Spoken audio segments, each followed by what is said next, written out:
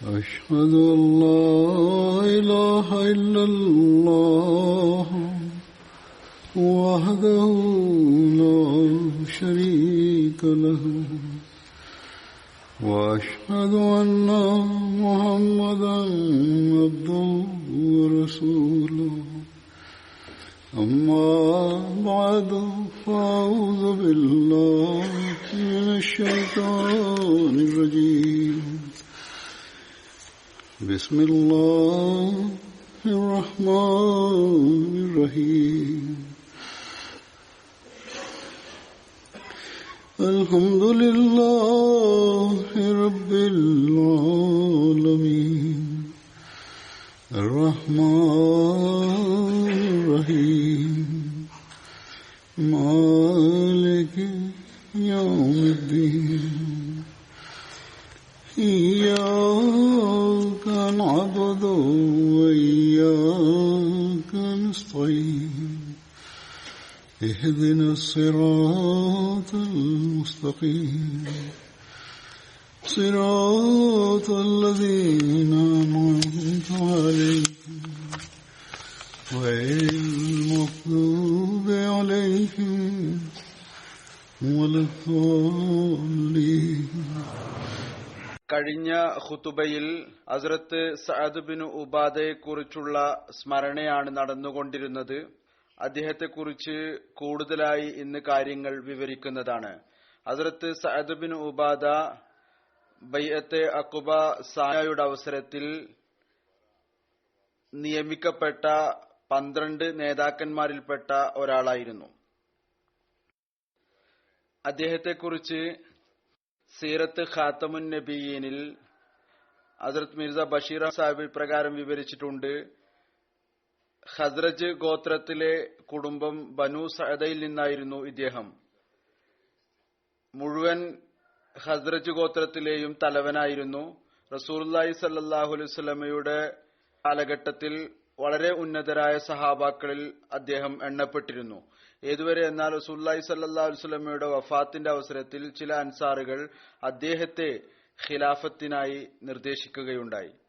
അതായത് അൻസാറുകളിൽ നിന്ന് നിർദ്ദേശിക്കപ്പെട്ട പേര് ഇദ്ദേഹത്തിന്റെ പേരായിരുന്നു.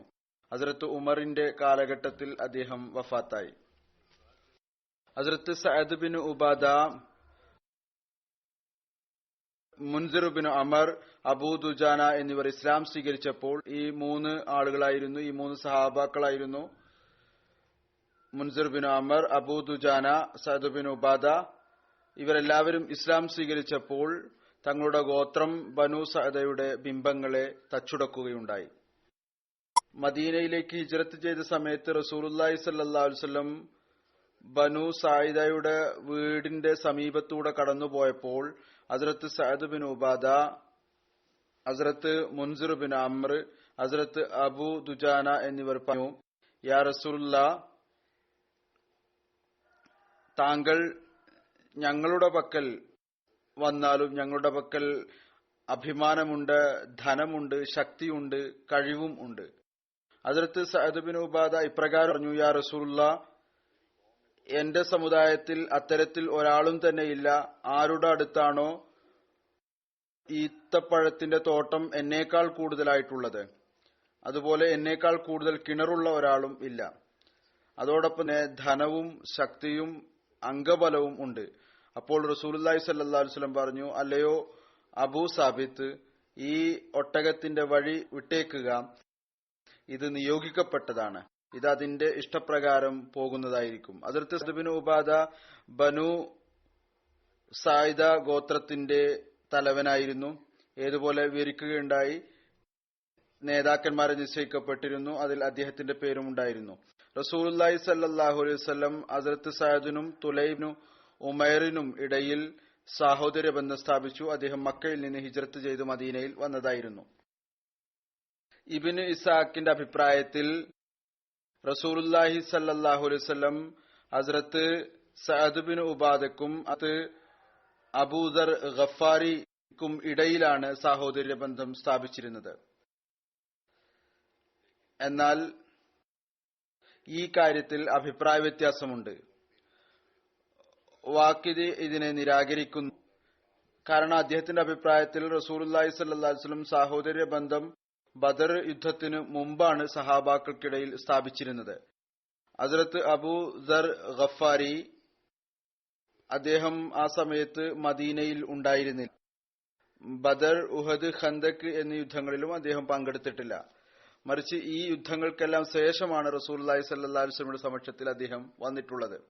ഇതാണ് ഏതായിരുന്നാലും അദ്ദേഹത്തിന്റെ തെളിവ്. പറയപ്പെടുന്നു ഖസ്റജ് ഗോത്രങ്ങളിൽ അത്തരത്തിൽ ഒരു വീടും ഉണ്ടായിരുന്നില്ല.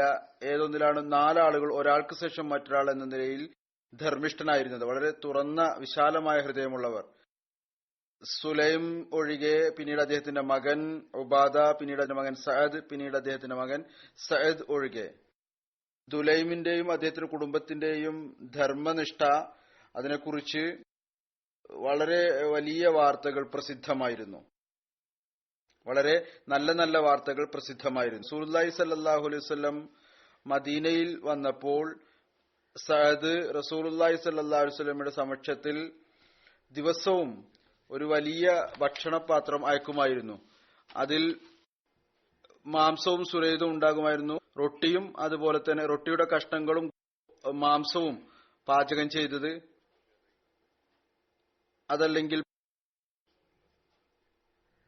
പാലിന്റെ സുരൈദ്, അതല്ലെങ്കിൽ സുർക്ക, അതല്ലെങ്കിൽ ഒലീവിന്റെ സുരൈദ്, അതല്ലെങ്കിൽ കൊഴുപ്പിന്റെ പാത്രം അയക്കുമായിരുന്നു. കൂടുതലായിട്ടും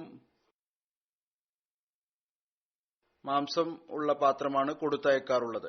സഅദിന്റെ പാത്രം റസൂലുള്ളാഹി സ്വല്ലല്ലാഹു അലൈഹി വസല്ലമയുടെ ഒപ്പം അങ്ങയുടെ പരിശുദ്ധ ഭക്തിമാരുടെ ഭവനങ്ങളിലും പോകാറുണ്ടായിരുന്നു.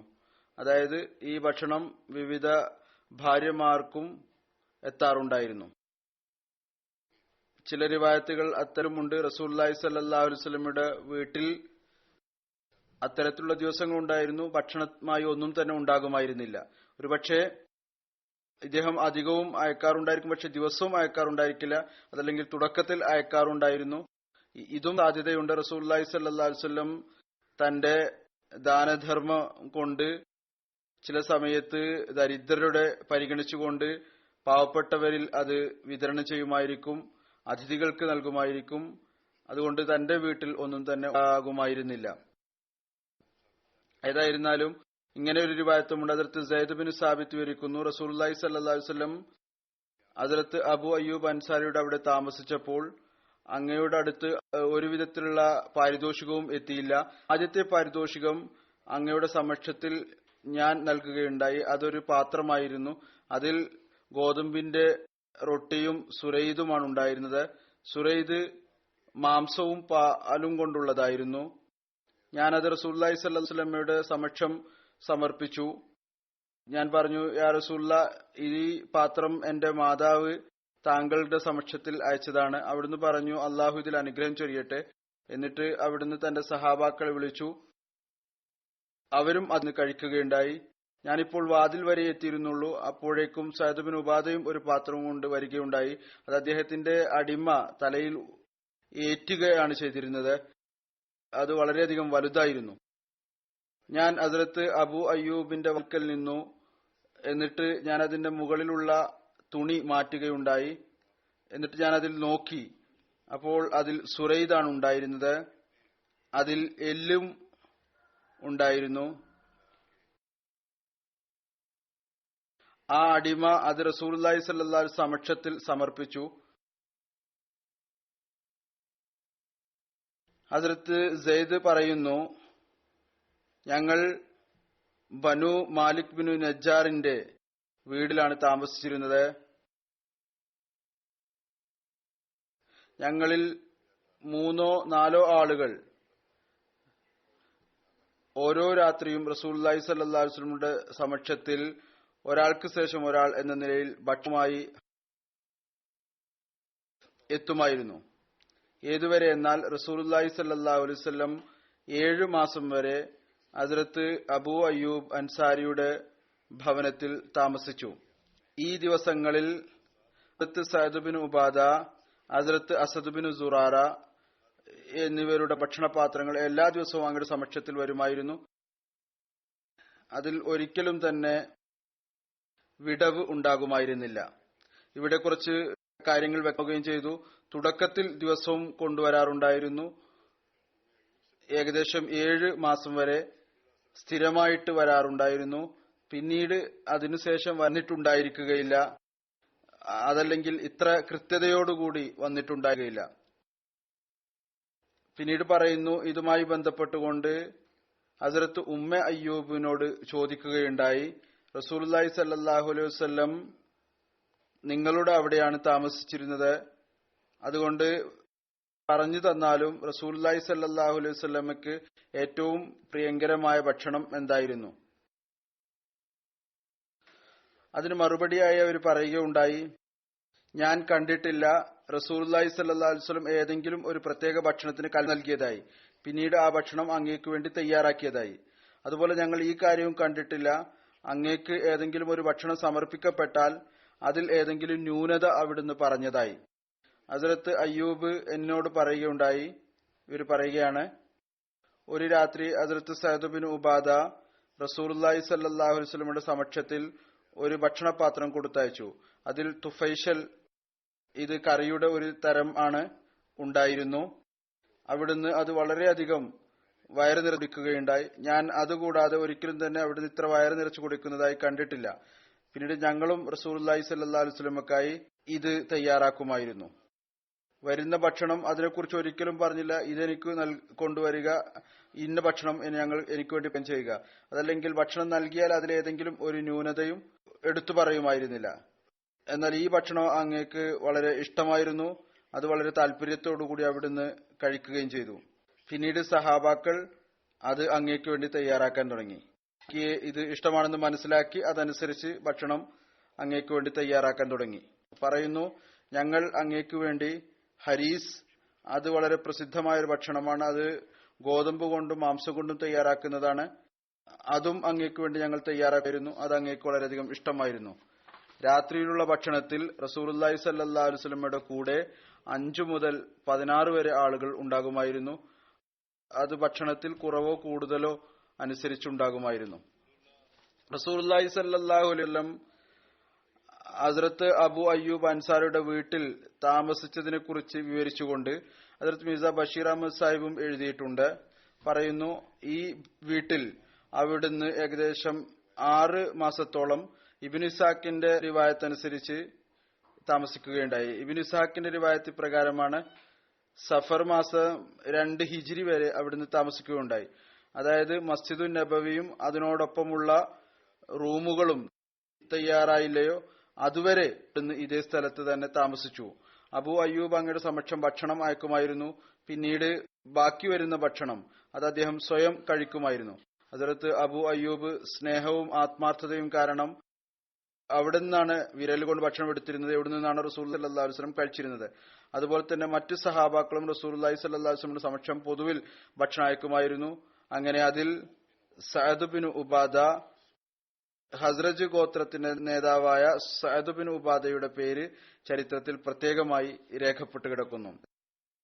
ഹസ്രത്ത് അനസിൽ നിന്ന് നിവേദനം, ഹസ്രത്ത് സഅദ് ബിൻ ഉബാദ റസൂലുള്ളാഹി സ്വല്ലല്ലാഹു അലൈഹി വസല്ലമയുടെ സമക്ഷത്തിൽ പറയുകയുണ്ടായി, യാ റസൂലുള്ളാഹ്, താങ്കൾ ഞങ്ങളുടെ വീട്ടിൽ വന്നാലും.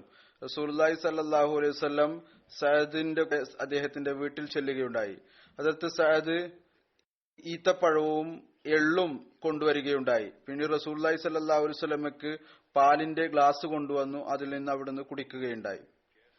ഖൈസ് ബിൻ സഅദ് വിവരിക്കുന്നു, റസൂലുള്ളാഹി സ്വല്ലല്ലാഹു അലൈഹി വസല്ലം, അതായത് സഅദ് ബിൻ ഉബാദയുടെ മകൻ, റസൂലുള്ളാഹി സ്വല്ലല്ലാഹു അലൈഹി വസല്ലം മുലാഖാത്തിനായി ഞങ്ങളുടെ വീട്ടിൽ വന്നു.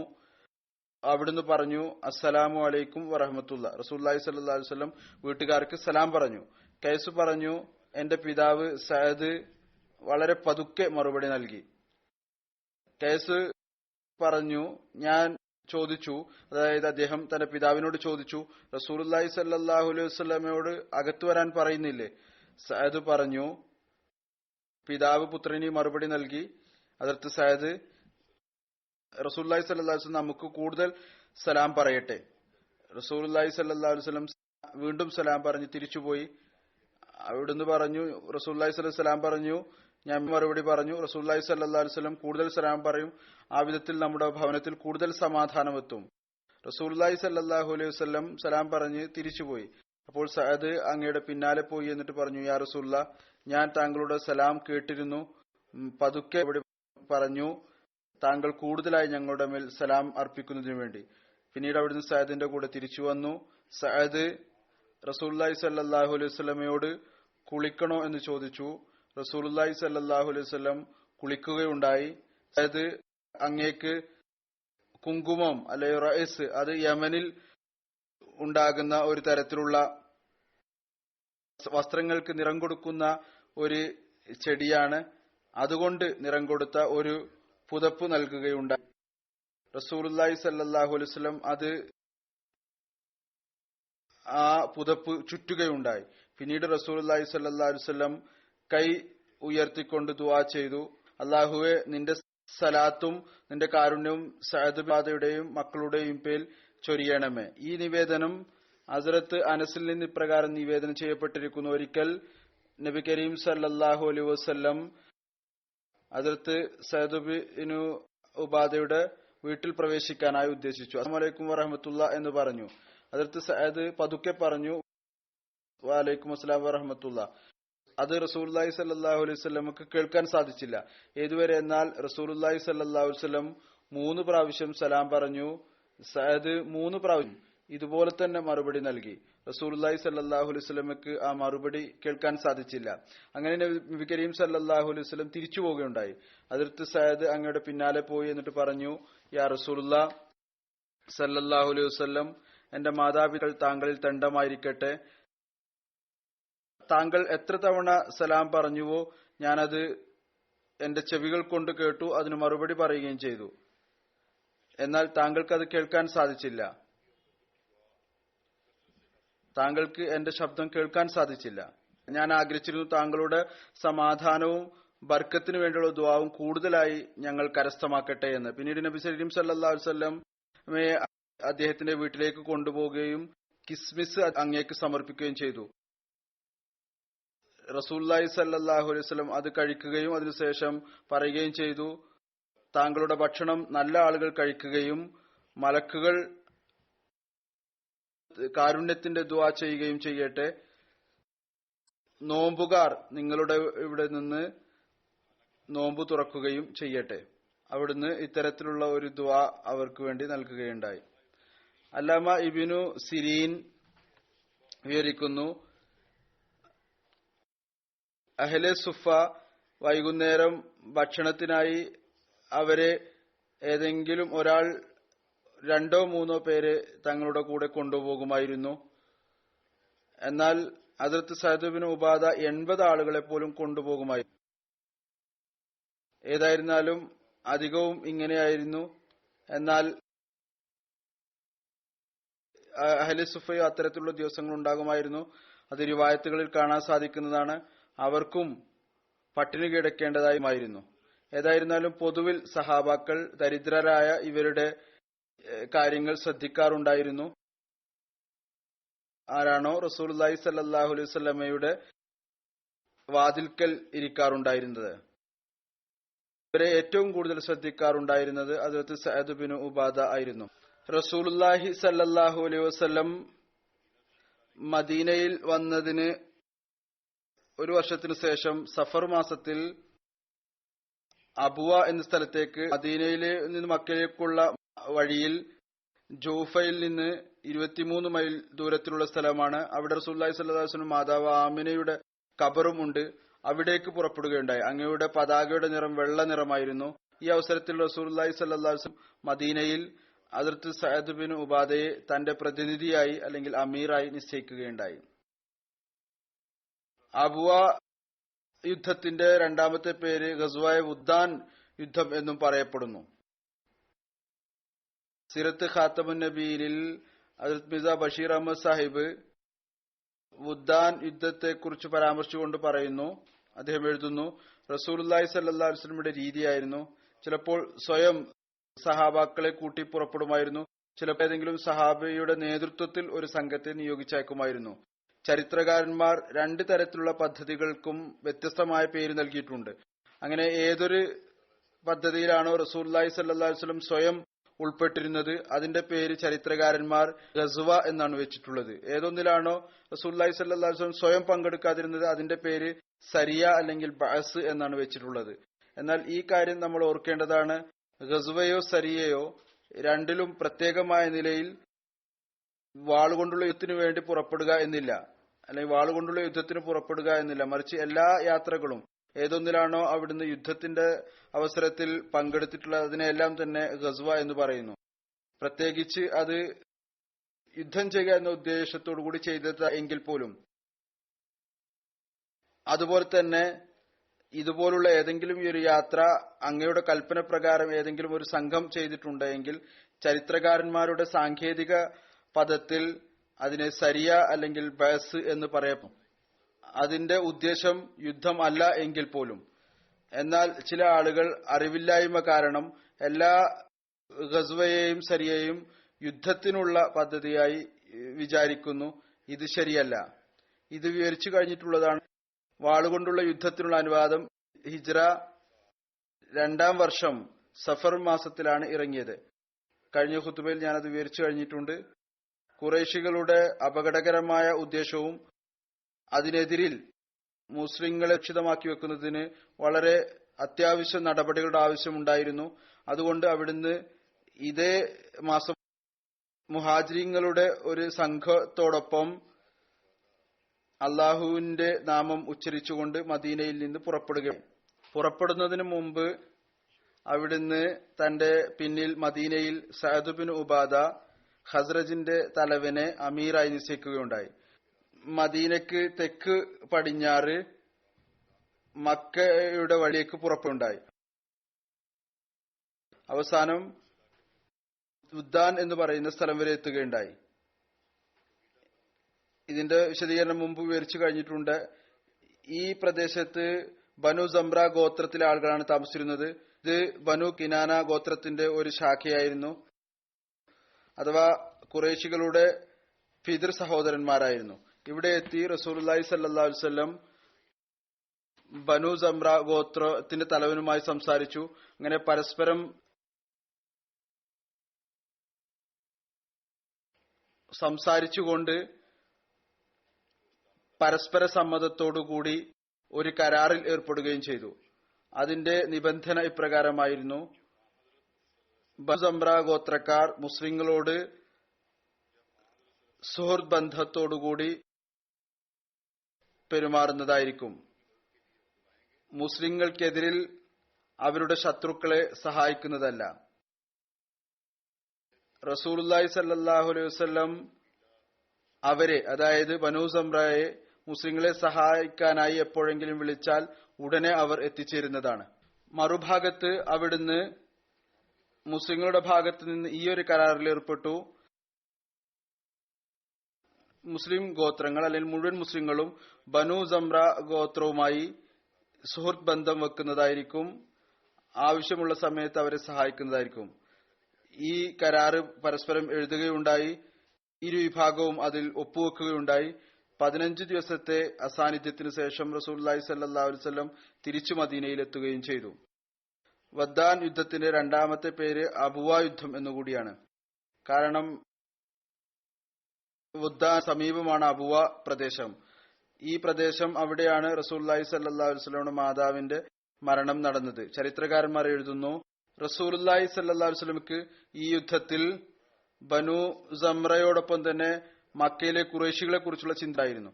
അതിന്റെ അർത്ഥം എന്ന് പറയുന്നത് യഥാർത്ഥത്തിൽ അങ്ങയുടെ ഈ പദ്ധതി ഖുറൈശികളുടെ അപകടകരമായ നടപടികളെ തടയുക എന്നുള്ളതായിരുന്നു. അവരുടെ വിഷലിപ്തമായ സ്വാധീനമുണ്ടാക്കുന്ന അപകടകരമായ ഉദ്ദേശങ്ങളെ ഇല്ലായ്മ ചെയ്യുക എന്നുള്ളതായിരുന്നു.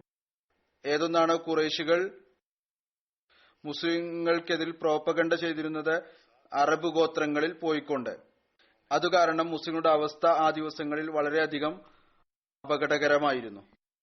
ഹദ്റത്ത് സഅദ് ബിൻ ഉബാദ അദ്ദേഹം ബദർ യുദ്ധത്തിൽ പങ്കെടുത്തതുമായി ബന്ധപ്പെട്ട് 2 അഭിപ്രായങ്ങൾ വിവരിക്കപ്പെടുന്നു. വാക്കിദിയും മദായിനിയും ഇബ്നു കൽബിയുടെ അഭിപ്രായത്തിൽ അദ്ദേഹം ബദർ യുദ്ധത്തിൽ പങ്കെടുത്തിരുന്നു. എന്നാൽ ഇബ്നു ഇസാഖും ഇബ്നു ഉഖ്ബയും ഇബ്നു സഅദിന്റെയും പ്രായത്തിൽ അദ്ദേഹം ബദർ യുദ്ധത്തിൽ പങ്കെടുത്തിരുന്നില്ല.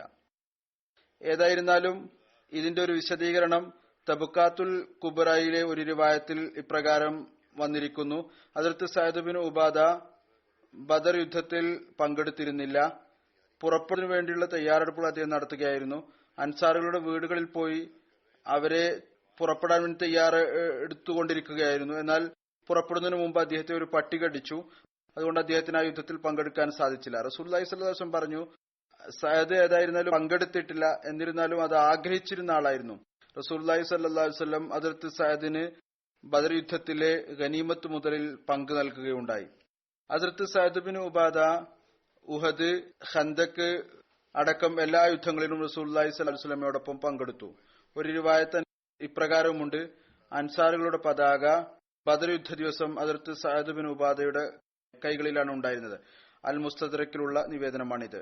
ബദർ യുദ്ധത്തിൽ പുറപ്പെടുന്നതിനു മുമ്പ് ഹദ്റത്ത് സഅദ് ഉബാദ അസബ് എന്നു പേരുള്ള വാള് റസൂലുള്ളാഹി സ്വല്ലല്ലാഹു അലൈഹി വസല്ലമയുടെ സമക്ഷം സമ്മാനമായി നൽകി. റസൂലുള്ളാഹി സ്വല്ലല്ലാഹു അലൈഹി വസല്ലം ബദർ യുദ്ധത്തിൽ ഈ വാളുകൊണ്ടാണ് പങ്കെടുത്തത്. റസൂലുള്ളാഹി സ്വല്ലല്ലാഹു അലൈഹി വസല്ലമയുടെ സമക്ഷത്തിൽ ഒരു കഴുതയെയും ഹദ്റത്ത് സഅദ് ബിൻ ഉബാദ സമ്മാനമായി സമർപ്പിച്ചിരുന്നു. റസൂലുള്ളാഹി സ്വല്ലല്ലാഹു അലൈഹി വസല്ലമയുടെ പക്കൽ 7 പടച്ചട്ടകൾ ഉണ്ടായിരുന്നു. അതിന്റെ ഒന്നിന്റെ പേര് സാത്തുൽ ഫുസൂൽ എന്നായിരുന്നു. അതിന്റെ നീളം കൊണ്ടാണ് ഈ പേര് നൽകിയിരുന്നത്. ഈ ഒരു ചട്ട ഹദ്റത്ത് സഅദ് ബിൻ ഉബാദ റസൂലുള്ളാഹി സ്വല്ലല്ലാഹു അലൈഹി വസല്ലമയുടെ സമക്ഷത്തിൽ സമർപ്പിച്ചത് എപ്പോഴാണോ അവിടുന്ന് ബദർ യുദ്ധത്തിനു വേണ്ടി പുറപ്പെട്ടിരുന്നത്. ഈ ഒരു പടച്ചട്ട ഇരുമ്പ് കൊണ്ടുള്ളതായിരുന്നു. ഇത് അതേ പടച്ചട്ടയാണ് റസൂലുള്ളാഹി സ്വല്ലല്ലാഹു അലൈഹി വസല്ലം അത് അബൂഷാം യഹൂദിയുടെ അടുക്കൽ ബാർലിക്ക് പകരമായി പണയം വെച്ചിരുന്നു. ആ ബാർലിയുടെ തൂക്കം 30 സാ ആയിരുന്നു. ഒരു വർഷത്തെ കാലയളവിലേക്കാണ് കടമായി എടുത്തിരുന്നത്. ഹദ്റത്ത് ഇബ്നു അബ്ബാസിൽ നിന്ന് നിവേദനം, നബി കരീം സല്ലല്ലാഹു അലൈഹി വസല്ലമയുടെ പതാക ഹദ്റത്ത് അലിയുടെ പക്കലാണ് ഉണ്ടാകാറുണ്ടായിരുന്നത്. അൻസാറുടെ പതാക ഹദ്റത്ത് സഅദ് ബിൻ ഉബാദയുടെ പക്കലാണ് ഉണ്ടായിരുന്നത്. യുദ്ധം ശക്തമായ നിലയിൽ ആകുമ്പോൾ റസൂലുള്ളാഹി സ്വല്ലല്ലാഹു അലൈഹി വസല്ലം അൻസാറുകളുടെ പതാകക്ക് കീഴിലാണ് ഉണ്ടാകാറുണ്ടായിരുന്നത്. കൂടുതൽ ശക്തി ശത്രുക്കളുടേത് അൻസാറുകൾക്ക് നേരെയായിരുന്നു. റസൂലുള്ളാഹി സ്വല്ലല്ലാഹു അലൈഹി വസല്ലം അവിടെയാണ് ഉണ്ടാകാറുണ്ടായിരുന്നത്. ഹസ്രത്ത് ഉസാമ ബിൻ സയ്ദിൽ നിന്ന് നിവേദനം, റസൂൽ തിരുമേനി സല്ലല്ലാഹു അലൈഹി വസല്ലം ഒരു കഴുതയുടെ പുറത്ത് യാത്ര പുറപ്പെട്ടു. അതിൽ ഫതക്ക് കൊണ്ട് നിർമ്മിച്ച ഒരു കമ്പിളി പുതപ്പ് ഇട്ടിരുന്നു. അവിടുന്ന് ഹസ്രത്ത് ഉസാമ ബിൻ സയ്ദിനെ തനിക്ക് പിന്നിൽ ഇരുത്തി. ഹസ്രത്ത് സയ്ദ് ബിൻ ഉബാദയെ സന്ദർശിക്കുന്നതിന് വേണ്ടി പോവുകയായിരുന്നു. അദ്ദേഹം ഹസ്രത്ത് സയ്ദ് ബിൻ ഉബാദ രോഗിയായിരുന്നു. അദ്ദേഹം ബനു ഹാരിസ് ബിൻ ഖസ്റജിന്റെ മുഹല്ലയിലാണ് ഉണ്ടായിരുന്നത്. ഈ സംഭവം ബദർ യുദ്ധത്തിനു മുമ്പുള്ള സംഭവമാണ്. ഹസ്രത്ത് ഉസാമ പറയുകയാണ്, പോയിക്കൊണ്ടിരിക്കുമ്പോൾ അവിടുന്ന് ഒരു സദസ്സിന്റെ സമീപത്തൂടെ കടന്നുപോയി. അതിൽ അബ്ദുല്ല ബിൻ ഉബയ്യ ബിൻ സുലൂൽ ഉണ്ടായിരുന്നു. ഇത് അപ്പോഴുള്ള സംഭവമാണ്. അപ്പോൾ അബ്ദുല്ല ബിൻ ഉബയ്യ ബിൻ സുലൂൽ മുസ്ലിം ആയിട്ടുണ്ടായിരുന്നില്ല. ഇത് ആ ഒരു സംഭവമാണ്. അതിൽ അബ്ദുല്ല ബിൻ ഉബയ്യ ബിൻ സലൂൽ റസൂൽ തിരുമേനി സല്ലല്ലാഹു അലൈഹി വസല്ലമയോട് മോശമായ നിലയിൽ പെരുമാറുകയുണ്ടായി. ഏതായിരുന്നാലും അന്ന് യാത്രാമൃഗത്തിൽ ഇരുന്നു കൊണ്ട് പോവുകയായിരുന്നു. അതിന്റെ ഓട്ടം കൊണ്ട് പൊടി പാറി അവർ റോഡിന്റെ അരികിൽ ഇരിക്കുകയായിരുന്നു. അപ്പോൾ അബ്ദുല്ല ബിൻ ഉബയ്യ ബിൻ സുലൂൽ തന്റെ പുതപ്പ് കൊണ്ട് തന്റെ മൂക്ക് പൊത്തി എന്നിട്ട് പറഞ്ഞു, ഞങ്ങളുടെ പൊടി പാറ്റിക്കരുത്. റസൂലുള്ളാഹി സല്ലല്ലാഹു അലൈഹി വസല്ലം അവരോട് അസ്സലാമു അലൈക്കും പറഞ്ഞു. എന്നിട്ട് അവിടെ നിന്നു. അയാൾ അങ്ങനെ പറഞ്ഞപ്പോൾ റസൂൽ തിരുമേനി സല്ലല്ലാഹു അലൈഹി വസല്ലം തന്റെ മൃഗത്തെ നിർത്തി. എന്നിട്ട് അവിടെ നിന്നു അസ്സലാമു അലൈക്കും എന്ന് പറഞ്ഞു കഴുതപ്പുറത്ത് നിന്നിറങ്ങി. അവിടുന്ന് അവരെ അള്ളാഹു വിളിച്ചു. അവർക്ക് വിശുദ്ധ ഖുർആൻ ഓതി കേൾപ്പിച്ചു. അബ്ദുല്ല ബിൻ ഉബയ്യ ബിൻ സുലൂൽ പറഞ്ഞു, ഓ മനുഷ്യ, നിങ്ങൾ പറയുന്ന കാര്യത്തെക്കാൾ നല്ല കാര്യമായി മറ്റൊന്നുമില്ലേ? അഥവാ ഇത് സത്യമാണ് എങ്കിൽ ഞങ്ങളുടെ സദസ്സുകളിൽ വന്ന് ഞങ്ങളെ പ്രയാസപ്പെടുത്തരുത്. ഈ കാര്യങ്ങൾ പറയാൻ ഞങ്ങളുടെ സദസ്സിൽ വരേണ്ടതൊരു ആവശ്യവുമില്ല. ഇത് ചുരുങ്ങിയ നിലയിൽ ഞാൻ മുമ്പ് വിവരിച്ചു കഴിഞ്ഞിട്ടുണ്ട്. നിന്റെ സങ്കേതത്തിലേക്ക് തന്നെ തിരിച്ചു പോകുക. പിന്നീട് ആരാണോ നിങ്ങളുടെ അടുത്ത് വരുന്നത് അവരോട് ഈ കാര്യങ്ങൾ വിവരിക്കുക. ഹസ്രത്ത് അബ്ദുല്ല ബിൻ റവാഹ അവിടെ ഇരിക്കുന്നുണ്ടായിരുന്നു. അദ്ദേഹം മുസ്ലിമായി കഴിഞ്ഞിരുന്നു, സഹാബിയായിരുന്നു. അദ്ദേഹം ഇത് കേട്ടുകൊണ്ട് പറഞ്ഞു, ഇല്ല യാ റസൂലുള്ളാ, ഞങ്ങളുടെ ഇത്തരം സദസ്സുകളിൽ അങ്ങ് വന്ന് ഇത്തരം കാര്യങ്ങൾ ഓതിക്കേൽപ്പിച്ചു തന്നാലും ഞങ്ങൾക്ക് ഈ കാര്യം വളരെ ഇഷ്ടമാണ്. അപ്പോൾ മുസ്ലിങ്ങളും മുശ്രിക്കീങ്ങളും യഹൂദികളും പരസ്പരം പഴി പറയാൻ തുടങ്ങി. പരസ്പരം ആക്രമിക്കുക എന്നത് സമീപമെത്തി. എന്നാൽ നബി സല്ലല്ലാഹു അലൈഹി വസല്ലം അവരുടെ ആവേശം തണുപ്പിച്ചു. അവസാനം അവർ വിട്ടുനിന്നു. പിന്നീട് നബി കരീം സല്ലല്ലാഹു അലൈഹി വസല്ലം തന്റെ മൃഗത്തിനുമേൽ കയറി യാത്ര ചെയ്തു. ഏതുവരെ എന്നാൽ ഹദ്റത്ത് സഅദ് ബിൻ ഉബാദയുടെ അടുത്തെത്തി. നബി കരീം സല്ലല്ലാഹു അലൈഹി വസല്ലം അദ്ദേഹത്തോട് പറഞ്ഞു, സഅദ്, നീ കേട്ടുവോ എന്താണ് അബൂ ഹുബാബ് പറഞ്ഞതെന്ന്? അങ്ങയുടെ ഉദ്ദേശം Abdullah bin Ubayy bin Salul ആയിരുന്നു. റസൂലുള്ളാഹി സ്വല്ലല്ലാഹു അലൈഹി വസല്ലം പറഞ്ഞു, അയാൾ എന്നെക്കുറിച്ച് ഇങ്ങനെയൊക്കെ പറഞ്ഞു. ഹദ്റത്ത് സഅദ് ബിൻ ഉബാദ പറഞ്ഞു, യാ റസൂലുള്ളാഹ്, അങ്ങ് അയാൾക്ക് മാപ്പ് നൽകിയാലും അയാളോട് വിട്ടുവീഴ്ച കാണിച്ചാലും ആ അസ്തിത്വത്തെ കൊണ്ട് സത്യം ആരാണോ താങ്കളിൽ ഗ്രന്ഥം ഇറക്കിയിരിക്കുന്നത്, അള്ളാഹു ആ സത്യം ഇവിടേക്ക് കൊണ്ടുവന്നിരിക്കുന്നു. ഏതൊന്നാണോ അവൻ താങ്കളിൽ അവതരിപ്പിച്ചിരിക്കുന്നത്. ഈ നാട്ടുകാർ ഈ ഒരു തീരുമാനം എടുത്തു കഴിഞ്ഞിരുന്നു. ഇയാളെ, അതായത് അബ്ദുല്ലാ ബിൻ ഉബയ്യ് ബിൻ സുലൂലിനെ നേതൃത്വത്തിന്റെ കിരീടം നൽകി തലപ്പാവ് അയാളുടെ തലയിൽ ധരിപ്പിക്കണം. എന്നാൽ അള്ളാഹു ആ സത്യം കാരണം ഏതൊന്നാണോ അള്ളാഹു താങ്കൾക്ക് നൽകിയിരിക്കുന്നത് ഇത് അനുവദിച്ചില്ല. അതുകൊണ്ട് അയാൾ അസൂയയുടെ അഗ്നിയിൽ കരിഞ്ഞുപോയി. അതുകൊണ്ടാണ് താങ്കൾ കണ്ടതൊക്കെ അയാൾ ചെയ്തത്. അതായത് അയാൾ നേതാവാകാൻ പോവുകയായിരുന്നു. താങ്കൾ വന്നതുകൊണ്ട് അയാളുടെ നേതൃത്വം പോയി. അതുകൊണ്ടാണ് അയാൾക്ക് അസൂയയും കുശുമ്പും താങ്കളോടുള്ളത്. അയാൾ ഇങ്ങനെയെല്ലാം പറയുകയും ചെയ്തത്. ഇത് കേട്ട് നബി കരീം സല്ലല്ലാഹു അലൈഹി വസല്ലം അയാൾക്ക് മാപ്പ് നൽകി. നബി കരീം സല്ലല്ലാഹു അലൈഹി വസല്ലം അങ്ങയുടെ സഹാബകളും മുശ്രിക്കുകളോടും ഗ്രന്ഥാനുസാരികളോടും ഏതുപോലെ അള്ളാഹു ഇപ്രകാരം കൽപ്പന നൽകിയോ വിട്ടുവീഴ്ച ചെയ്യുമായിരുന്നു. അവർ ഏൽപ്പിക്കുന്ന ബുദ്ധിമുട്ടുകളിൽ കൈക്കൊള്ളുകയും ചെയ്യുമായിരുന്നു. പ്രതാപവാനായ അള്ളാഹു പറയുന്നു, ലതുബ്ലഉന്ന ഫീ അംവാലിക്കും വ അൻഫുസിക്കും വ തസ്മഉന്ന മിനല്ലദീന ഊതുൽ കിതാബ മിൻ ഖബ്ലിക്കും വ മിനല്ലദീന അശ്റകൂ അസ്സൻ കസീറ വ ഇൻ തസ്ബിറൂ വ തത്തഖൂ ഫഇന്ന ദാലിക മിനൽ അസ്മിൽ ഉമൂർ. നിങ്ങൾ നിശ്ചയമായും തങ്ങളുടെ ധനത്തിന്റെയും ജീവന്റെയും കാര്യത്തിൽ പരീക്ഷിക്കപ്പെടും. നിങ്ങൾ നിശ്ചയമായും ആർക്കാണോ നിങ്ങൾ മുമ്പ് ഗ്രന്ഥം നൽകപ്പെട്ടത്, അതുപോലെ തന്നെ ആരാണോ ശിർക്ക് ചെയ്തത്, അവരിൽ നിന്ന് വളരെ പ്രയാസപ്പെട്ട വാക്കുകൾ കേൾക്കുന്നതാണ്. അഥവാ നിങ്ങൾ ക്ഷമിക്കുകയും തഖ്വ സ്വായത്തമാക്കുകയും ചെയ്യുകയാണെങ്കിൽ നിശ്ചയമായും അത് വളരെ ധൈര്യമുള്ള ഒരു പ്രവൃത്തി തന്നെയാണ്. പിന്നീട് അള്ളാഹു പറഞ്ഞു, വദ്ദ മിൻ അഹ്ലിൽ കിതാബി ലൗ യറുദ്ദൂനകും മിൻ ബഅദി ഈമാനികും കുഫാറ ഹസദം മിൻ ഇൻദി അൻഫുസിഹിം മിൻ ബഅദി മാ തബയ്യന മിനൽ ഹഖ് ഫഅഫു വസ്ഫഹു ഹത്താ യഅതി അല്ലാഹു ബിഅംരിഹി ഇന്നല്ലാഹ അലാ കുല്ലി ഷൈഇൻ ഖദീർ. ഗ്രന്ഥാനുസാരികളിൽ നിന്ന് ഒരുപാട് ആളുകൾ സത്യം അവരിൽ വളരെ വ്യക്തമായി കഴിഞ്ഞിട്ടും അവർക്ക് അവരിൽ നിന്ന് തന്നെ ഉണ്ടായിട്ടുള്ള അസൂയ കാരണം അവർ ആഗ്രഹിക്കുന്നു നിങ്ങൾ ഈമാൻ കൈക്കൊണ്ടതിനു ശേഷം നിങ്ങളെ നിഷേധികളാക്കാൻ ആഗ്രഹിക്കുന്നു. അള്ളാഹു തന്റെ കൽപ്പന ഇറക്കുന്നതുവരെ നിങ്ങൾ അവർക്ക് മാപ്പ് നൽകുകയും അവരോട് വിട്ടുവീഴ്ച കാണിക്കുകയും ചെയ്യുക. അള്ളാഹു നിശ്ചയമായും എല്ലാ കാര്യത്തിനും പൂർണ്ണമായും കഴിവുള്ളവനാണ്. നബി കരീം സല്ലല്ലാഹു അലൈഹി വസല്ലം മാപ്പ് നൽകുന്നത് ഉചിതമായി മനസ്സിലാക്കിയിരുന്നു. ഏതുപോലെ അള്ളാഹു അങ്ങേക്ക് കൽപ്പന ചെയ്യോ. അവസാനം അള്ളാഹു അങ്ങേക്ക് അനുവാദം നൽകി. റസൂൽ തിരുമേനി സല്ലല്ലാഹു അലൈഹി വസല്ലം ബദറിൽ വെച്ച് നിഷേധികളെ നേരിട്ടു. അള്ളാഹു യുദ്ധത്തിൽ കുഫാറുകളുടെ ഖുറൈശികളുടെ വലിയ വലിയ തലവന്മാരെ വധിച്ചു കളഞ്ഞു. അപ്പോൾ അബ്ദുൽ ബിൻ ഉബയ്യ് ബിൻ സുലൂലും അതുപോലെ തന്നെ അയാളുടെ കൂടെ ഉണ്ടായിരുന്ന മുശ്രിക്കീങ്ങളും ബിംബാരാധകരും പറഞ്ഞു, ഇപ്പോൾ ഈ പ്രസ്ഥാനം വളരെ ഉന്നതമായി കഴിഞ്ഞിരിക്കുന്നു. നിഷേധികളുടെ പരാജയം കണ്ടുകൊണ്ട് അവർക്ക് വിശ്വാസം വന്നു.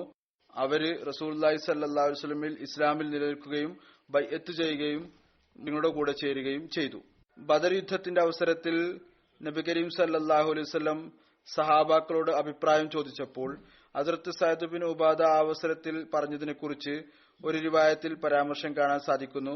ഹദ്റത്ത് അനസിൽ നിന്ന് നിവേദനം, തിരുമേനി സല്ലല്ലാഹു അലൈഹി വസല്ലമക്ക് അബൂ സുഫിയാൻ വരുന്നതായി വിവരം ലഭിച്ചപ്പോൾ അവിടുന്ന് അഭിപ്രായം ചോദിച്ചു. നിവേദകൻ പറയുന്നു, ഹദ്റത്ത് അബൂബക്കർ നല്ലപോലെ സംസാരിച്ചു. റസൂൽ തിരുമേനി സല്ലല്ലാഹു അലൈഹി വസല്ലം അദ്ദേഹത്തിൽ നിന്ന് മുഖം തിരിച്ചു. പിന്നീട് ഉമർ സംസാരിച്ചു, അഭിപ്രായം പറയാൻ ഉദ്ദേശിച്ചു. അവിടുന്ന് അദ്ദേഹത്തിൽ നിന്നും മുഖം തിരിച്ചു. പിന്നീട് ഹദ്റത്ത് സഅദ് ബിൻ ഉബാദ എഴുന്നേറ്റ് നിന്നു. എന്നിട്ട് പറഞ്ഞു, യാ റസൂലുള്ളാഹ്, താങ്കൾ ഞങ്ങളോട് അഭിപ്രായം ചോദിക്കുകയാണ്. ആ അസ്തിത്വത്തെ കൊണ്ട് സത്യം ആരുടെ കൈകളിലാണോ എന്റെ ജീവൻ ഇരിക്കുന്നത്, അഥവാ താങ്കൾ ഞങ്ങളോട് സമുദ്രത്തിൽ കുതിരകളുമായി ചാടാൻ പറഞ്ഞാൽ ഞങ്ങൾ അതുമായി ചെന്നതാണ്. അഥവാ താങ്കൾ ഞങ്ങളോട് ബർക്കുൽ ഖിമാദ്, അത് യമനിലെ ഒരു നഗരമാണ്, മക്കയിൽ നിന്ന് 5 രാത്രി ദൂരത്തിൽ യാത്ര ചെയ്ത് സമുദ്രത്തിന് കരയിലാണ് നിലകൊള്ളുന്നത്, അതുവരേക്കും അവയെ ഓടിക്കാൻ പറയുകയാണ് എങ്കിൽ ഞങ്ങൾ അങ്ങനെ തന്നെ തീർച്ചയായും ചെയ്യുന്നതാണ്. നിവേദകൻ പറയുന്നു, റസൂൽ തിരുമേനി സല്ലല്ലാഹു അലൈഹി വസല്ലം ആളുകളെ വിളിപ്പിച്ചു. എന്നിട്ട് പുറപ്പെട്ടു. ഏതുവരെ എന്നാൽ ബദറിലെത്തി. ഈ കാര്യം കേട്ട് അവിടുന്ന് തന്റെ കൂടെ കൂട്ടിക്കൊണ്ട് പുറപ്പെടുകയുണ്ടായി. ബദർ സ്ഥലത്തെത്തി. അവിടെ ഖുറൈശികളുടെ വെള്ളം എടുക്കുന്നവരെത്തി. അവരിൽ ബനു ഹജ്ജാജിന്റെ ഒരു കറുത്ത കുട്ടിയും ഉണ്ടായിരുന്നു. അവർ അവനെ പിടിച്ചു. അതായത് മുസ്ലിങ്ങൾ അവനെ പിടിക്കുകയുണ്ടായി. റസൂൽ തിരുമേനി സല്ലല്ലാഹു അലൈഹി വസല്ലം സഹാബാക്കൾ അവനോട് അബൂ സുഫിയാനെ കുറിച്ചും അയാളുടെ സുഹൃത്തുക്കളെ കുറിച്ചും ചോദിച്ചു. കാരണം അവർക്ക് മുമ്പ് ഇതാണ് അറിയാൻ കഴിഞ്ഞിരുന്നത്, അബൂ സുഫിയാൻ ഒരു സൈന്യത്തോടൊപ്പം അല്ലെങ്കിൽ ഒരു സംഘത്തോടൊപ്പം വരുന്നുണ്ട്. ഏതായിരുന്നാലും അവനോട് അബൂ സുഫിയാനെ കുറിച്ച് ചോദിച്ചുകൊണ്ടിരുന്നു. അവൻ പറയുമായിരുന്നു, എനിക്ക് അബൂ സുഫിയാനെ കുറിച്ച് യാതൊരു അറിവുമില്ല. എന്നാൽ അബൂജഹലും ഉത്ബയും ഷൈബയും ഉമയ്യ ബിൻ ഖൽഫും ഉണ്ട്. അബൂജഹലും ഉത്ബയും ഷൈബയും ഉമയ്യ ബിൻ ഖൽഫും ഇവിടെ ഇരിക്കുന്നുണ്ട്. അവൻ ഇപ്രകാരം പറഞ്ഞപ്പോൾ അവർ അവനെ അടിച്ചു. അവൻ പറഞ്ഞു, ശരി, ഞാൻ നിങ്ങൾക്ക് പറഞ്ഞു തരാം. ഇതാണ് അബൂ സുഫിയാൻ. അതായത് അവരിൽ അബൂ സുഫിയാനും ഉൾപ്പെട്ടിട്ടുണ്ട്. അവർ അവനെ വിട്ടയച്ചപ്പോൾ അവനോട് വീണ്ടും ചോദിച്ചു. അപ്പോൾ അവൻ പറഞ്ഞു, എനിക്ക് അബൂ സുഫിയാനെ കുറിച്ച് യാതൊരു അറിവുമില്ല. എന്നാൽ അബൂജഹലും ഉത്ബയും ഷൈബയും ഉമയ്യ ബിൻ ഖൽഫും ഈ ആളുകളിലുണ്ട്.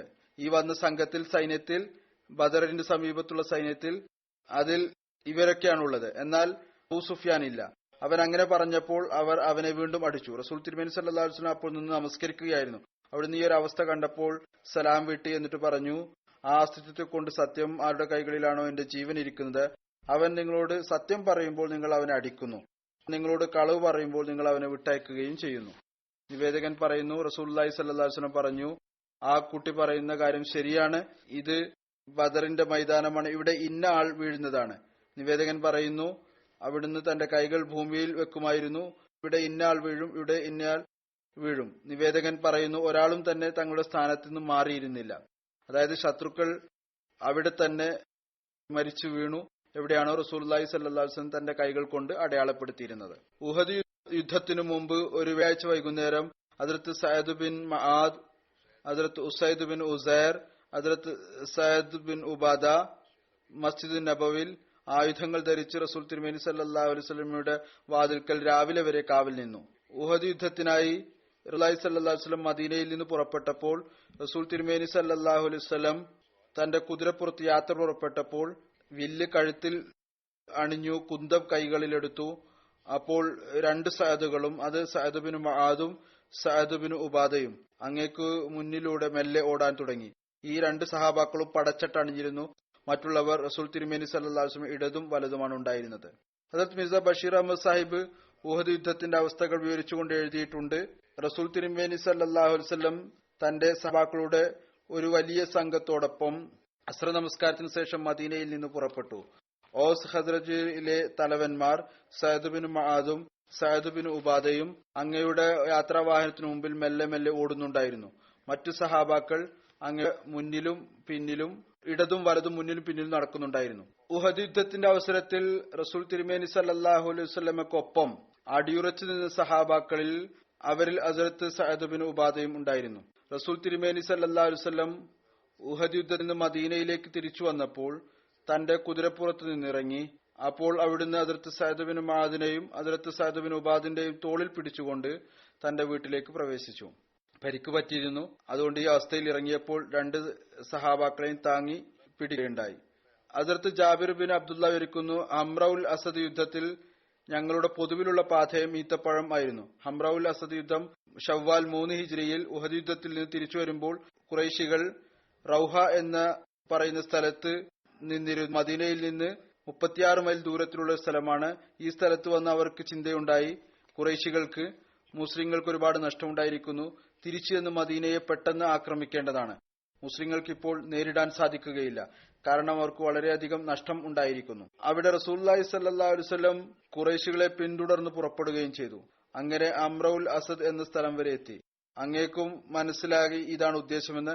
അപ്പോൾ അവിടുന്ന് അവരെ പിന്തുടരുകയുണ്ടായി.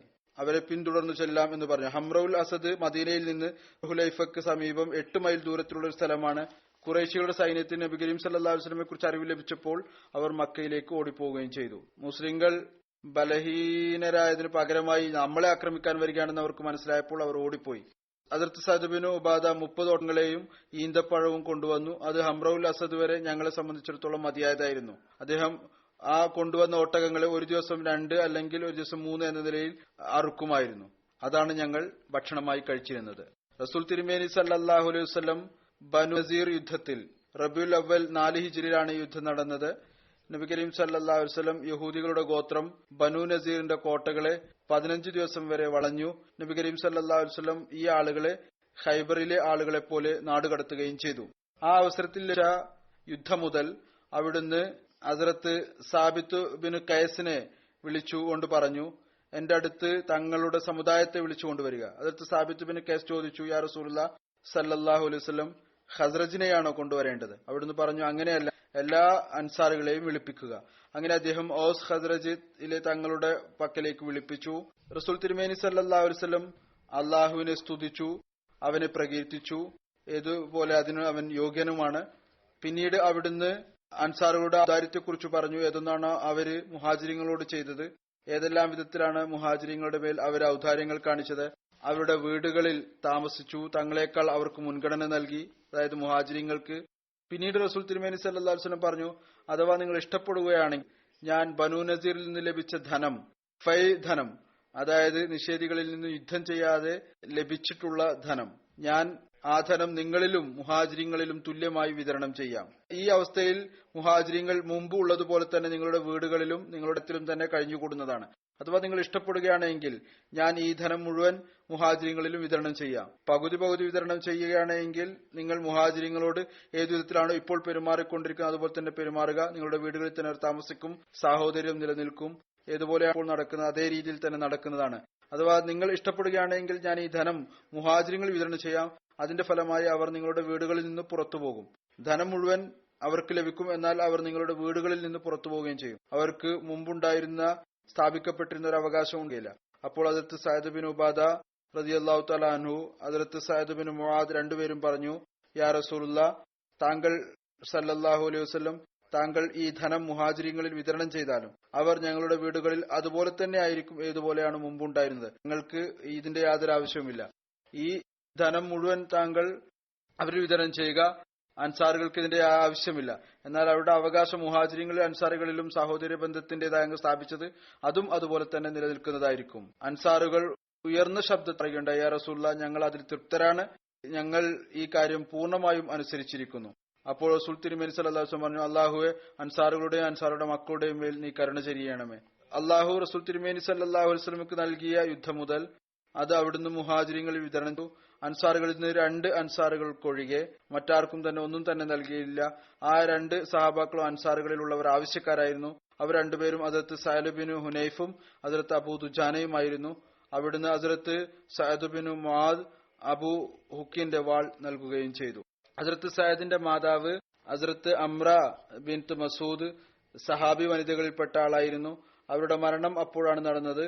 അപ്പോൾ റസൂൽ തിരുമേനി സല്ലല്ലാഹു അലൈഹി വസല്ലം ദുമ്മത്തുൽ ജന്ദൽ എന്ന യുദ്ധത്തിന് പോയിരിക്കുകയായിരുന്നു. ഈ യുദ്ധം റബീഉൽ 5 ഹിജ്രിയിലാണ് നടന്നത്. ഹദ്റത്ത് സഅദ് യുദ്ധത്തിൽ അങ്ങയോടൊപ്പം യാത്ര ചെയ്യുന്നുണ്ടായിരുന്നു. സഅദ് ബിനു മുസയ്യിദിൽ നിന്ന് നിവേദനം, ഹദ്റത്ത് സഅദ് ബിനു ഉബാദയുടെ മാതാവിന്റെ മരണം അപ്പോഴാണ് നടന്നത്. അപ്പോൾ റസൂലുള്ളാഹി സ്വല്ലല്ലാഹു അലൈഹി വസല്ലം മദീനക്ക് പുറത്തായിരുന്നു. സഅദ് പറഞ്ഞു, എന്റെ മാതാവ് വഫാത്തായിരിക്കുന്നു, ഞാൻ ആഗ്രഹിക്കുന്നു താങ്കൾ അവരുടെ ജനാസ നമസ്കരിപ്പിക്കണമെന്ന്. റസൂൽ തിരുമേനി സല്ലല്ലാഹു അലൈഹി വസല്ലം ജനാസ നമസ്കരിപ്പിച്ചു. അവർ വഫാത്തായി 1 മാസം കഴിഞ്ഞുപോയിരുന്നു. 1 മാസത്തിന് ശേഷമാണ് വാർത്ത ലഭിച്ചത്. ഹദ്റത്ത് ഇബ്നു അബ്ബാസിൽ നിന്ന് നിവേദനം, സഅദ് ബിൻ ഉബാദ റസൂൽ തിരുമേനി സല്ലല്ലാഹു അലൈഹി വസല്ലമയോട് ഒരു നേർച്ചയെക്കുറിച്ച് ചോദിച്ചു. അത് അദ്ദേഹത്തിന്റെ മാതാവ് ചെയ്തതായിരുന്നു. അവർ അത് പൂർത്തിയാക്കുന്നതിന് മുമ്പ് തന്നെ വഫാത്തായി. റസൂലുള്ളാഹി സ്വല്ലല്ലാഹു അലൈഹി വസല്ലം പറഞ്ഞു, നിങ്ങൾ അവരുടെ ഭാഗത്ത് നിന്ന് അത് പൂർത്തിയാക്കുക. ഹദ്റത്ത് സഅദ് ബിൻ മുസയിൽ നിന്ന് നിവേദനം, ഹദ്റത്ത് സഅദ് ബിൻ ഉബാദ നബി കരീം സല്ലല്ലാഹു അലൈഹി വസല്ലം സമക്ഷം ഹാജരായി. എന്നിട്ട് പറഞ്ഞു, എന്റെ മാതാവ് വഫാത്തായിരിക്കുന്നു, അവർ വസിയത്ത് ചെയ്തിട്ടുണ്ടായിരുന്നില്ല. അഥവാ ഞാൻ അവരുടെ ഭാഗത്ത് നിന്ന് സദക്ക നൽകുകയാണെങ്കിൽ അത് അവർക്ക് പ്രയോജനകരമായി തീരും. അവിടുന്ന് പറഞ്ഞു, അതെ. അവിടുന്ന് ചോദിച്ചു, താങ്കൾക്ക് ഏറ്റവും പ്രിയപ്പെട്ട സദക്ക ഏതാണ്? അവിടുന്ന് പറഞ്ഞു, വെള്ളം കുടിപ്പിക്കുക. ആ കാലത്ത് വെള്ളത്തിന്റെ വളരെയധികം ആവശ്യം ഉണ്ടായിരുന്നു. ഏതായിരുന്നാലും വെള്ളത്തിന്റെ കുറവുണ്ടായിരുന്നു. ഏതായിരുന്നാലും ഒരു റിവായത്തിൽ വന്നിരിക്കുന്നു, ഹദ്റത്ത് സഅദ് ഒരു കിണർ കുഴിപ്പിച്ചു. പറഞ്ഞു, ഇത് സഅദിന് വേണ്ടിയാണ്. അവരുടെ പേരിൽ അദ്ദേഹം അത് തുടങ്ങി. അല്ലാമ അബൂ തയ്യിബ് ഷംസുൽ ഹക്ക് അസീമാബാദി അദ്ദേഹം അബൂദാവൂദിന്റെ ഷറയിൽ എഴുതുന്നു, റസൂൽ തിരുമേനി സല്ലല്ലാഹു അലൈഹി വസല്ലം ഇപ്രകാരം പറഞ്ഞു, ഏറ്റവും ശ്രേഷ്ഠമായ സദക്ക വെള്ളമാണ്. ഹദ്റത്ത് സഅദിനോട് പറയുകയുണ്ടായി, വെള്ളം നൽകുക. അതിനുള്ള കാരണം ഇതായിരുന്നു, ആ ദിവസങ്ങളിൽ വെള്ളം വളരെ കുറവായിരുന്നു. അല്ലെങ്കിൽ വെള്ളത്തിന്റെ ആവശ്യം മറ്റു വസ്തുക്കളെ അപേക്ഷിച്ച് വളരെ കൂടുതലായിരിക്കും. പിന്നീട് എഴുതുന്നു, വെള്ളത്തിന്റെ സദക്ക ശ്രേഷ്ഠമായി അവിടുന്ന് കണക്കാക്കാനുള്ള കാരണം ഇതുകൂടിയാണ്. ഇത് മതപരവും ഭൗതികവുമായ കാര്യത്തിൽ ഏറ്റവും പ്രയോജനകരമായ ഒരു വസ്തുവാണ്, പ്രത്യേകിച്ച് അത്തരം ഉഷ്ണപ്രദേശങ്ങളിൽ. അതുകൊണ്ട് അള്ളാഹു ഈ ആയത്തിൽ ഈ ഔദാര്യത്തെക്കുറിച്ച് ഇപ്രകാരം പരാമർശിച്ചിരിക്കുന്നു: വഅൻസൽനാ മിനസ്സമായി മാഅൻ തഹൂറ, നാം ആകാശത്ത് നിന്ന് പരിശുദ്ധമായ വെള്ളം ഇറക്കി തരികയും ചെയ്തു. അവിടെ മദീനയിൽ ഏറ്റവും ശ്രേഷ്ഠമായിരുന്നു. ഉഷ്ണത്തിന്റെ കാഠിന്യം കൊണ്ട് പൊതുവിലുള്ള ആവശ്യത്തിന്റെ അടിസ്ഥാനത്തിലും വെള്ളത്തിന്റെ കുറവും കാരണം അതുകൊണ്ട് അത് വളരെ വിലപിടിപ്പുള്ളതായി കരുതിയിരുന്നു. വെള്ളം വിലപിടിപ്പുള്ളതായി ഇന്നും മനസ്സിലാക്കുന്നു. അതിനായി ഭരണകൂടങ്ങൾ പറഞ്ഞുകൊണ്ടിരിക്കുന്നു. അതിനെക്കുറിച്ച് ശ്രദ്ധിക്കുകയും ചെയ്യേണ്ടതാണ്. ഏതായാലും കേവലം ഇതിൽ മാത്രം അദ്ദേഹം മതിയാക്കിയില്ല. വെള്ളത്തിന്റെ ഒരു കിണർ കുഴിച്ചു. ഹദ്റത്ത് ഇബ്നു അബ്ബാസ് വിവരിക്കുന്നു, ഹദ്റത്ത് സഅദ് ബിൻ ഉബാദ അദ്ദേഹം ബനു സഈദയിൽ നിന്നുള്ള ആളായിരുന്നു. അദ്ദേഹത്തിന്റെ മാതാവ് മരണമടഞ്ഞു. അപ്പോൾ അദ്ദേഹം അവിടെ ഉണ്ടായിരുന്നില്ല. അദ്ദേഹം നബി കരീം സല്ലല്ലാഹു അലൈഹി വസല്ലമയുടെ അടുത്ത് വന്നു. അദ്ദേഹം പറഞ്ഞു, യാ റസൂലുള്ളാഹ്, എന്റെ മാതാവ് വഫാത്തായിരിക്കുന്നു. ഞാൻ അപ്പോൾ അവിടെ ഉണ്ടായിരുന്നില്ല. വന്നതിന് ശേഷമായിരിക്കും അറിഞ്ഞിരിക്കുക. ഒരുപക്ഷെ ഞാൻ പറഞ്ഞിരുന്നു, യാത്രറിഞ്ഞു, അല്ലെങ്കിൽ ഏതായിരുന്നാലും യാത്രയിൽ അറിഞ്ഞു, അല്ലെങ്കിൽ വന്നതിന് ശേഷം അറിഞ്ഞു. ഏതായിരുന്നാലും അദ്ദേഹം ഉണ്ടായിരുന്നില്ല. അപ്പോൾ അദ്ദേഹം പറഞ്ഞു, റസൂൽ തിരുമേനി സല്ലല്ലാഹു അലൈഹി വസല്ലം സമക്ഷത്തിൽ വന്നു. എന്നിട്ട് പറഞ്ഞു, ഞാൻ ഉണ്ടായിരുന്നില്ല, അതുകൊണ്ട് ഞാൻ അവരുടെ ഭാഗത്തു നിന്ന് ഏതെങ്കിലും സദക്ക നൽകിയാൽ അത് അവർക്ക് പ്രയോജനം ചെയ്യുമോ? റസൂൽ തിരുമേനി സല്ലല്ലാഹു അലൈഹി വസല്ലം പറഞ്ഞു, തീർച്ചയായും. അപ്പോൾ അദ്ദേഹം ചോദിച്ചു, യാ റസൂലുള്ളാഹ്, എങ്കിൽ ഞാൻ താങ്കളെ സാക്ഷിയാകുന്നു. എന്റെ ഒരു തോട്ടമുണ്ട്, മിഹ്റാഫ്, അത് അവരുടെ ഭാഗത്തു നിന്നുള്ള സദക്കയാണ്. സദക്കയിലും ദാനധർമ്മത്തിലും ദരിദ്രരെ സഹായിക്കുന്നതിലും വളരെ വിശാലമായ ഹൃദയമുള്ള ആളായിരുന്നു, വളരെ വിശാലമായ കൈയുള്ള ആളായിരുന്നു. അദ്ദേഹത്തിന്റെ സ്മരണ ഇൻഷാ അല്ലാഹ് തുടരുന്നതാണ്, തുടർന്ന് വിവരിക്കുന്നത്.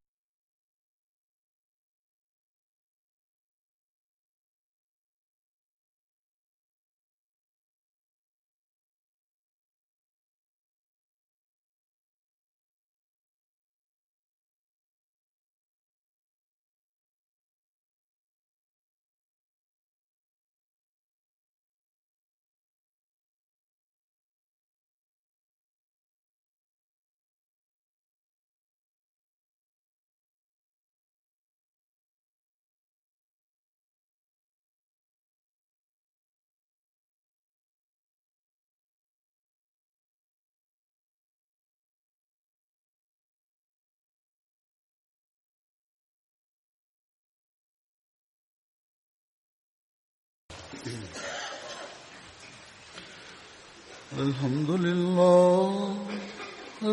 لله نحمده ونستعينه ونستغفره ونؤمن به ونتوكل عليه ونعوذ بالله من شرور أنفسنا ومن سيئات أعمالنا من يهده الله فلا مضل له ومن يضلل فلا هادي له ونشهد أن لا إله إلا الله ونشهد أن محمدا عبده ورسوله عباد الله رحمكم الله إن الله يأمر بالعدل والإحسان